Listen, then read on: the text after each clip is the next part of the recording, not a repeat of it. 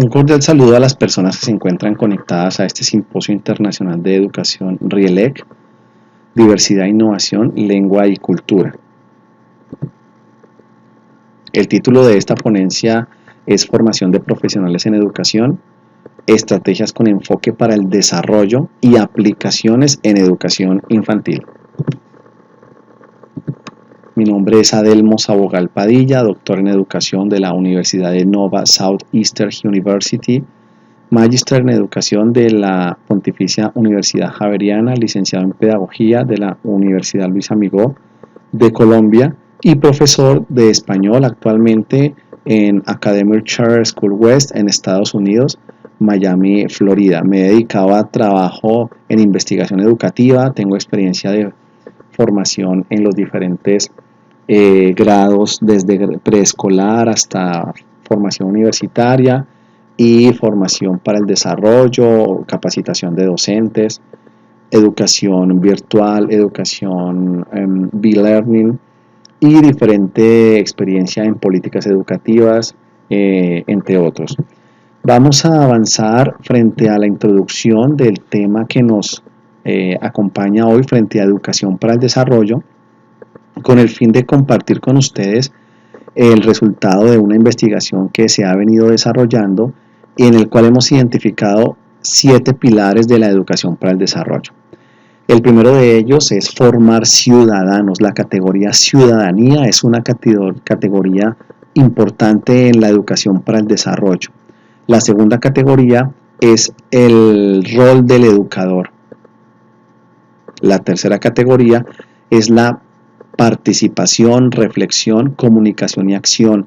Estos 4 ejes enmarcados dentro de la mirada reflexiva que se debería hacer en cada proceso de formación, en cualquier tipo de ambiente, más que evaluación.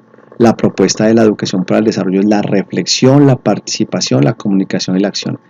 En el número 4 tenemos actividades y proyectos basados en la realidad nacional e internacional, y esto quiere decir que es un conocimiento real de qué sucede en el mundo, de qué sucede en mi barrio, de qué sucede en mi ciudad, de qué sucede en mi país, y de allí anclar proyectos educativos.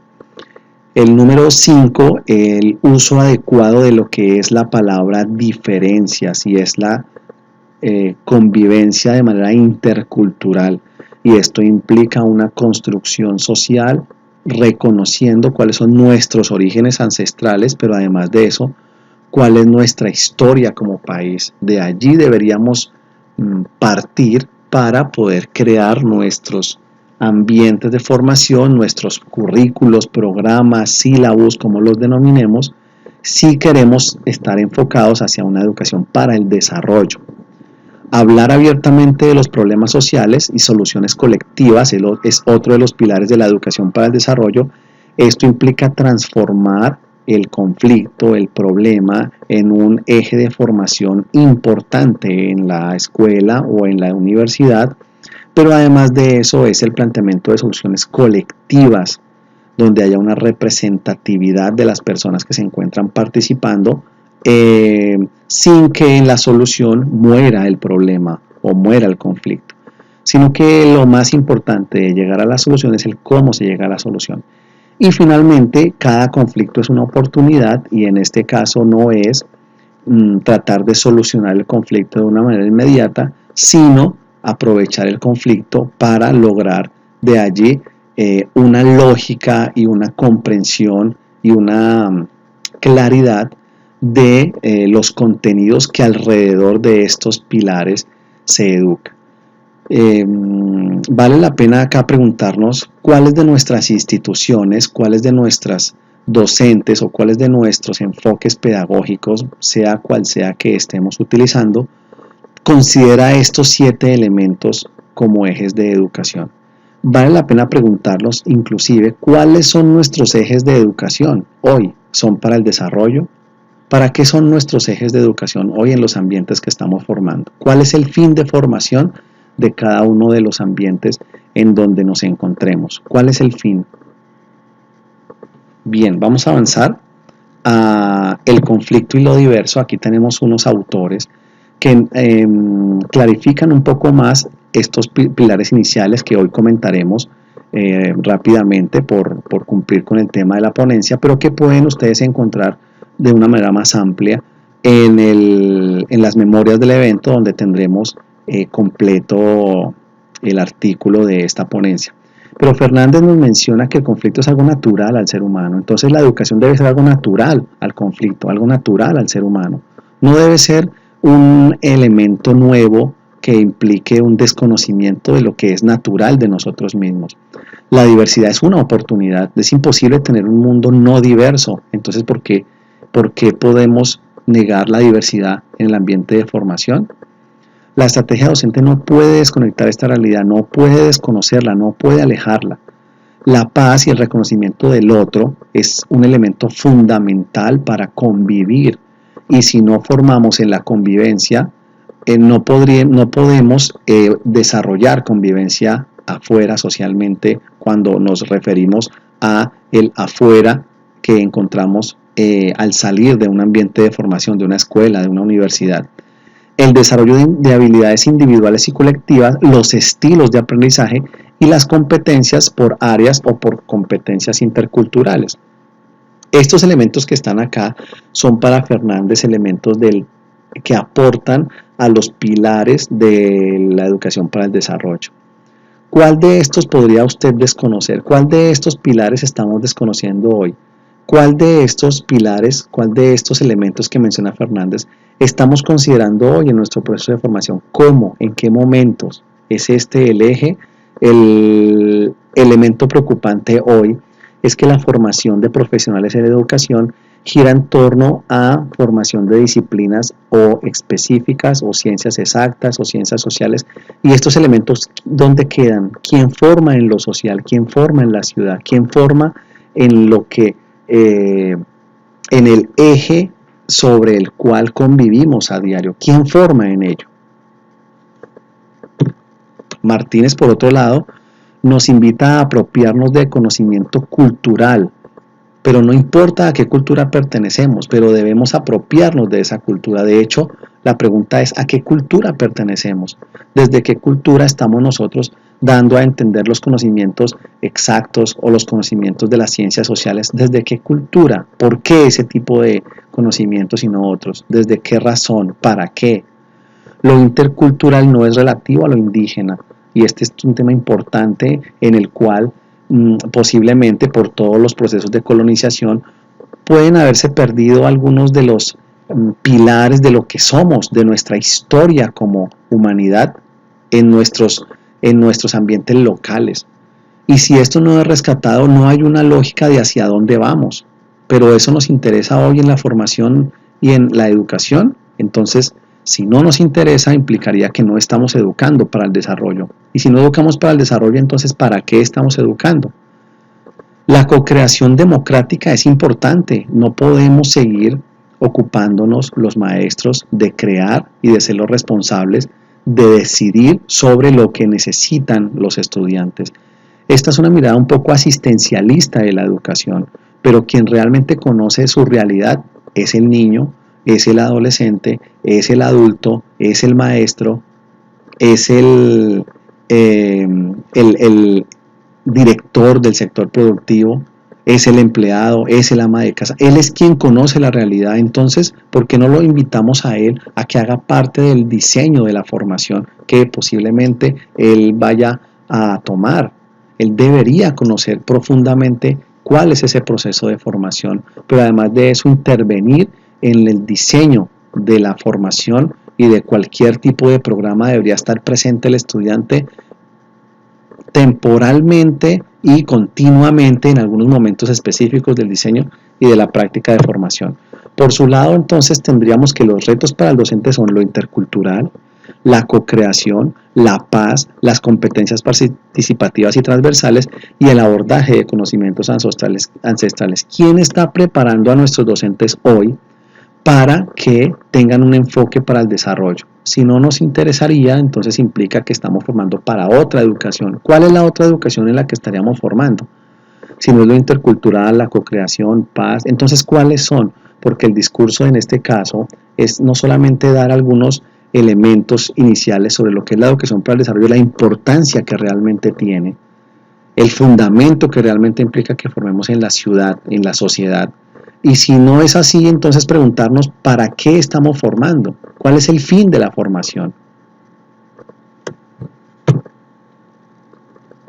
Sobre ambientes diversos de aprendizaje podemos decir que tenemos una mirada inicial de lo intercultural y de lo tradicional. Implica que debemos pensar en espacios flexibles, abiertos y moldeables dados para experimentar.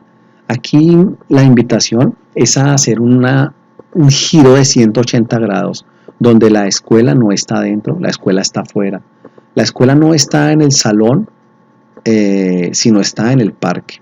La escuela no está en la institución escolar, educativa, sino está afuera, en la ciudad, en el espacio público, en la biblioteca, en el museo, en el conflicto, en los estratos donde hay más gente que necesita comprender por qué no tiene calidad de vida, por qué hay desigualdad.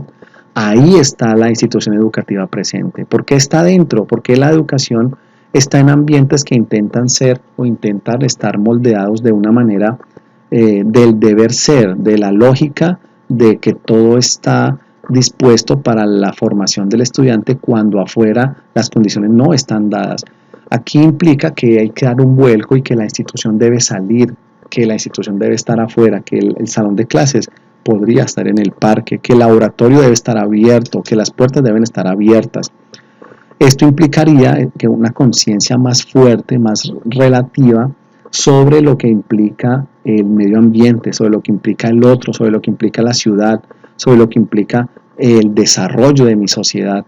Pero dentro de un ambiente de formación cerrado es difícil lograr esta conciencia y no tendría nada que ver con la educación para el desarrollo. Perfecto. Sobre los retos pedagógicos para esta formulación de ambientes de aprendizaje abiertos, implicará una compresión de formas en que una disciplina profesional se puede integrar a otra, porque la idea de abrir las puertas de la institución implica que afuera no encontramos números por un lado, o encontramos lógicas sociales por otra, o encontramos los deportes en otro espacio específico, sino encontramos un todo, encontramos una articulación o una complejidad de un todo que debemos analizar de manera conjunta. Y en ese sentido deberíamos formar en cómo utilizar los diferentes escenarios, contenidos específicos para entender lógicas complejas, lógicas que se encuentran de una manera integrada en problemáticas y en conflictos sociales. Hay experiencias en algunos países sobre educación terciaria donde se empiezan a vincular el sector productivo en la formulación de programas de formación universitaria o en escenarios prácticos donde el estudiante convive con la empresa. Puede ser un inicio interesante, pero habría mucho más que ampliar en esta mirada y en estos intentos de educación para el desarrollo. Sobre el giro de la formación profesional, una invitación es la que queremos dejar acá, y es que más que pensar en una formación para un título específico tradicional, como la medicina, por ejemplo, es formar en la medicina y en el autocuidado, por ejemplo. Y es que la medicina debe dejar de ser un tema asistencialista.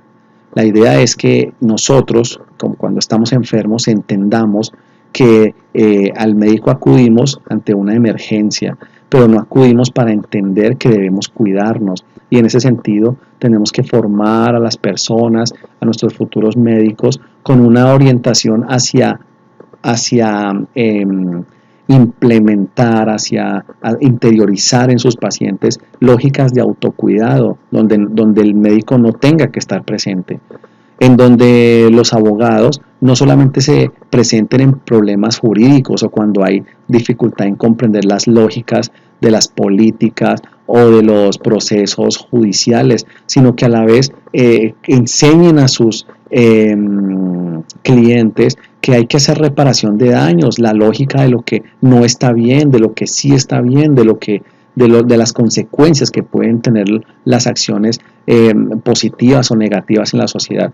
En la pedagogía, aprovechar temas como la pedagogía circense, y en este sentido nos referimos a acercarnos a este tipo de lógicas dadas en los circos, donde hay un tipo de motivación, un tipo de entendimiento claro de lo que está sucediendo, hay un 100% de atención, y es lo que quiere también la enseñanza, lograr es capturar ese tipo de atención del estudiante. ¿Y por qué no hacer un puente entonces entre estos programas y entre estas lógicas que pueden tener un tipo de relación más coherente con lo que posteriormente se puede hacer en la sociedad?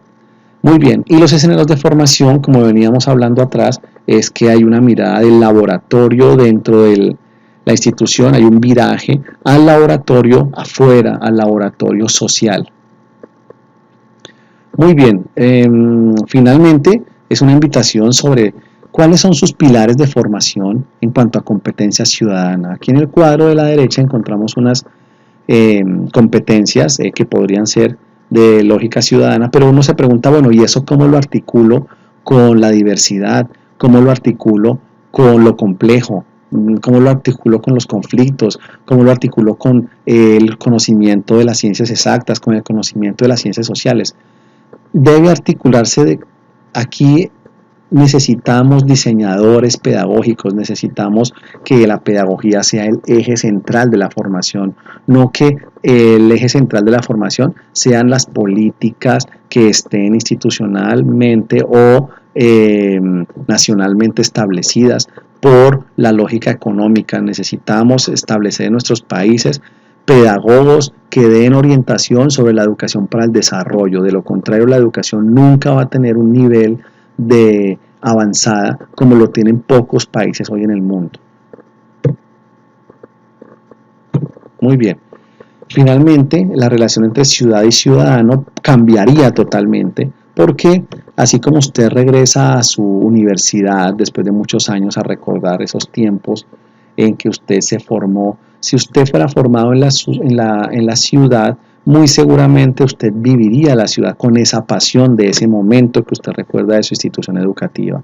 Pero eso lleva un trabajo permanente, un trabajo de cambio de lógicas, del diseño curricular de los programas que tenemos.